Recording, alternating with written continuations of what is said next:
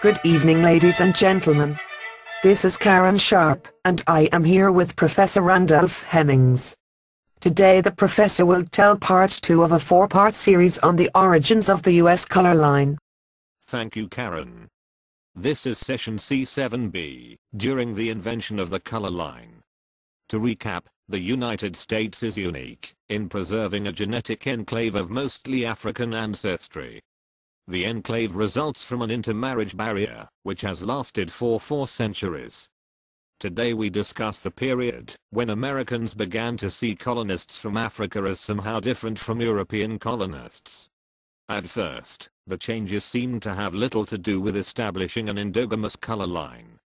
In 1630 Jamestown, Davis was ordered to be soundly whipped before an assembly of Negroes for abusing himself to the dishonor of God and the shame of Christianity, by defiling his body, in lying with a Negro. As many scholars have pointed out, the unfortunate Mr. Davis was caught lying with a Negro, not lying with a Negress. And so his offense was more likely to have been homosexuality, rather than crossing the color line. Still, it is possible that this may have been the first legal document in British North America to disapprove of intimate contact between people of African and European ancestry. 10 years later, in 1640 Jamestown, European Robert Swett was ordered to do penance in church according to the laws of England for impregnating an African female. The woman was ordered whipped. Apparently, the couple would not have been punished had they been married. But the point is that she was whipped, while he merely did penance. At first glance, this seems to reflect racial inequality. The African was punished, not the European. If so, it would be the first documented instance of racial inequality in British North America. But it more likely reflected gender inequality instead. The Puritans were coming to power under Oliver Cromwell at the time. And Puritan theology held that women were morally weak and tools of Satan. Colonial leaders may have felt that the pregnant woman had seduced the man. A Jamestown case 9 years later supports the latter interpretation. William Watts, European, and Mary, African, were ordered to do penance for fornication. Their punishment was equal, and they would not have been punished had they been married. If a sense of inequality across an embryonic color line was emerging, it was emerging slowly and haltingly. In 1662, Virginia passed 2 laws of interest. The first increased the penalty for interracial fornication. If any Christian shall commit fornication with a Negro man or woman, he or she so offending shall pay double the fines imposed by the former act, 500 pounds of tobacco. This act did not legalize fornication between 2 Europeans, or between 2 Africans. It merely made the penalty more severe if the parties were of different continental ancestry. Although it did not address intermarriage, it is historically important, because it is the first law in British North America that made interracial sex more reprehensible than sex between those of the same ancestry. The Second Virginia Law of 1662 established the doctrine of partus sequitur ventrum, that the free or slave status of a child was solely determined by the free or slave status of the mother, whereas some doubts have arisen whether children got by any Englishman upon a Negro woman should be slave or free, be it therefore enacted and declared by the present Grand Assembly, that all children born in this country shall be held bond or free only according to the condition of the mother. The new law held that neither your continent of ancestry, skin tone, nor patrilineal descent had any effect on whether you were a slave. The law brought Virginia into line with Spanish laws in effect since 1265. Over the next few decades, identical laws would be adopted throughout the British colonies. They would remain in effect until US slavery ended over 2 centuries later. The new partus sequitur ventrum law had 4 long-term consequences. First, it set a psychological basis for popular culture seeing slaves as less than fully human. Prior British common law had held that social status passed through the father, only livestock ownership had been matrilineal. Second, it enabled the emergence of a large population of legitimately free-born Americans of mixed Afro-Euro ancestry who had no connection to slavery within living memory.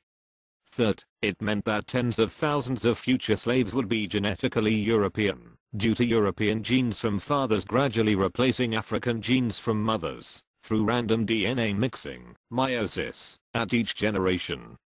Within 2 centuries, this would lead to such runaway slave advertisements as, "A beautiful girl, about 20 years of age, perfectly white, with straight light hair and blue eyes, 1847 Hannibal, Missouri." Finally, the new law launched a 143-year period in U.S. history when slavery had no legal connection to continent of ancestry. If your mother was a slave, you were a slave, even if you were European. If your mother was free, then you were free, even if you were African. As explained in another topic, this period ended with the court cases, Gobu v. Gobu, 1802 North Carolina, Hudgens v. Wrights, 1806 Virginia, and Adele v. Beauregard, 1810 Louisiana. 3 years later, Maryland passed a 1664 law punishing free women who married slaves.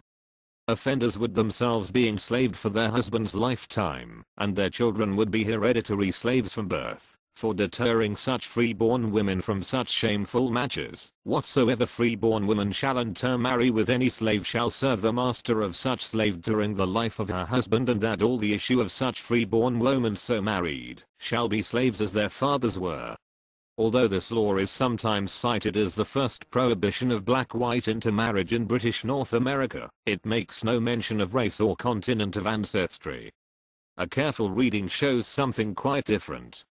It punished interclass marriages. It did not prohibit free Europeans from marrying free Africans, nor did it forbid forced laborer Europeans from marrying forced laborer Africans. It forbade only marriages between free women, of any ancestry, and slaves, of any ancestry. Early in 1681, Lord Baltimore returned to Maryland from a 4-year sojourn in England. He was displeased to learn of the evils resulting from the 1664 law that had enslaved the offspring of free women and slave men. They were brought to Lord Baltimore's attention by his house servant, Eleanor Butler, better known as Irish Nell. The law had created 3 problems. First, it conflicted with the 1662 Virginia Partus Sequitur Ventrum law that assigned the status of the mother to children of mixed marriages. The legal incompatibility had inspired mass flight between the 2 colonies. Interracial families headed by African men and European women fled from Maryland to Virginia, while those headed by African women and European men ran away from Virginia to Maryland. The second problem was that some Maryland planters, with a view towards breeding additional human assets, were exploiting the law by deliberately purchasing free women and forcing them to wed slave men. But worst of all, according to Irish Nell, was that she herself had married Charles Boston, one of Lord Baltimore's slaves, and so her own future children were now doomed to slavery.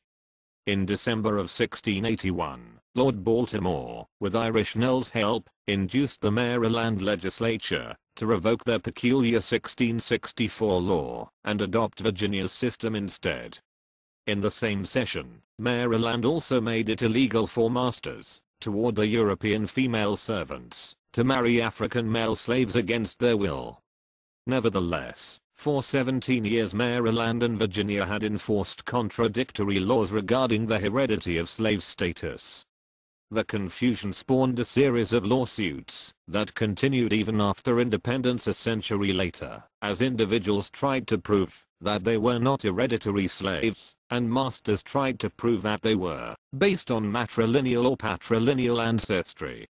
Finally in 1691, the Virginia colony passed and enforced the first law on earth against voluntary marriage between free individuals of predominantly European and free individuals of predominantly African ancestry. At first the law was weak. It punished interracial couples by banishing them from the colony. It did not punish the ministers who married them, nor did it punish their children. Within years, however, punishments became increasingly harsh for anyone complicit in a crime of intermarriage, up to and including death. And, with that, I conclude today's presentation. Thank you for listening. Thank you, Professor Hennings. A question. You said that before this time, the colonists lacked racial consciousness. I think your words were that they had not yet invented the race notion. And yet, I have read countless accounts of intergroup hatred going back to ancient times. Ancient Greeks versus Persians, Rome versus the barbarians. You see racism through the centuries. Even today, Hutu versus Tutsi in Rwanda or Protestant versus Catholic in Ireland can be seen as examples of racism. That is very true. But today's topic is not about the origins of racism, more of slavery, colonialism, intergroup hatred, nor even about the exploitation and mistreatment of laborers. As mentioned, the United States is unique in having preserved a genetic enclave of mostly African ancestry for over 4 centuries. America is not unique in suffering from racism, nor any of the other problems mentioned.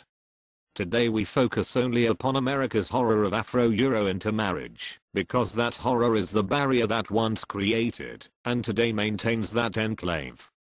Look at it this way, as of the latest census, less than 4% of married African Americans have a non-black spouse. The number is so low, that it takes your breath away. For comparison, it is 1/10 the Afro-British outmarriage rate. Such harsh endogamy is rare anywhere on the globe. It is comparable only to a few religious groups, such as the Hindu caste system. That phenomenon, an endogamous barrier, that has lasted over 4 centuries, and is still going strong, that created and maintains a genetic enclave of African ancestry within a much larger population of overwhelmingly European ancestry, that is what today's topic is about, nothing more. How, when, where, and why did this phenomenon start? I see. Well, I look forward to learning more about it in the next 2 parts. And that is our time for today, ladies and gentlemen. This is Karen Sharp. And Randolph Hemmings. Signing off until next time.